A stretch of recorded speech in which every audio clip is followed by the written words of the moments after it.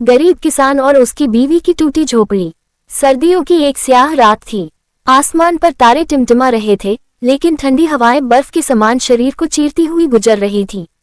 गांव के एक कोने में एक छोटी सी टूटी फूटी झोपड़ी खड़ी थी, जो किसी तरह से ठंड और बारिश को झेलने का प्रयास कर रही थी। ये झोपड़ी गरीब किसान रामू और उसकी बीवी कमला की थी। रामू मेहनती किसान था, जो दिन रात खेतों में मेहनत करता था, लेकिन उसके पास अपनी जमीन नहीं थी। वह दूसरों के खेतों में मजदूरी करता था और उससे जो थोड़े बहुत पैसे मिलते, उससे ही घर चलता। कमला उसकी हर मुश्किल में साथ देती थी। दोनों ने जीवन के हर दुख को साझा किया था। उस रात ठंड अपने चरम पर थी।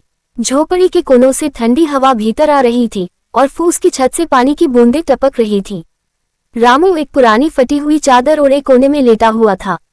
कमला पास ही बैठकर लकड़ी के चूल्हे में आग जलाने की कोशिश कर रही थी, लेकिन लकड़ियां गीली थीं, इसलिए आग जल नहीं पा रही थी।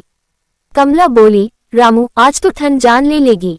न चूल्हा जलता है, न कोई और सहारा है। रामू ने ठिठुरते हुए कहा, क्या करे कमला, ईश्वर ने हमारी किस्मत में यही लिखा है।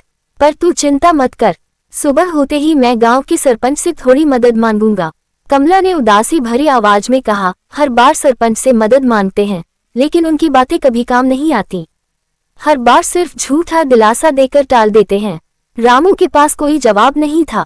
वह जानता था कि गांव के सरपंच केवल अपने मतलब के काम करते हैं। गरीबों की सुनने वाला यहाँ कोई नहीं था। कुछ देर बाद ठंड के बावजूद रामू ने अपनी चादर कमला के ऊपर डाल दी। उसने कहा, तू ओढ़ ले, तेरा शरीर कमजोर है, मैं ठीक हूँ। कमला की आंखें भर आईं। उसने कहा, नहीं रामू, हम दोनों साथ हैं तो हर मुश्किल कट जाएगी।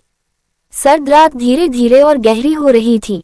रामू और कमला भूख और ठंड से कांपते हुए रात बिताने की कोशिश कर रहे थे। अचानक बाहर से किसी की आवाज आई, रामू भाई, क्या तुम जाग रहे हो? रामू ने झोपड़ी का दरवाजा खोला। बाहर रामू का पड़ोसी मोहन खड़ा था। उसके हाथ में कुछ लकड़ियां और एक छोटी सी रोटी थी।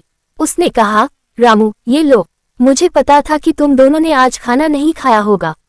ये रोटी मेरी बीवी ने खास तुम्हारे लिए